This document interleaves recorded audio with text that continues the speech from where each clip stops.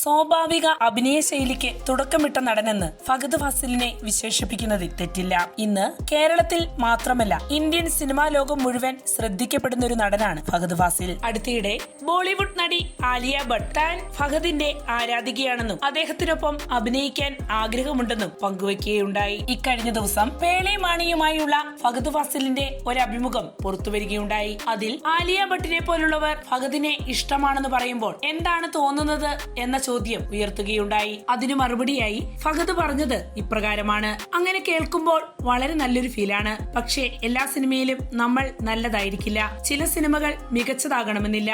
ഇതെല്ലാം ഒരു പ്രത്യേക സമയത്ത് നിൽക്കുന്ന കാര്യമായിട്ടാണ് എനിക്ക് തോന്നുന്നത്. ഒന്നും ദീർഘകാലത്തേക്ക് നിലനിൽക്കുന്നതല്ല.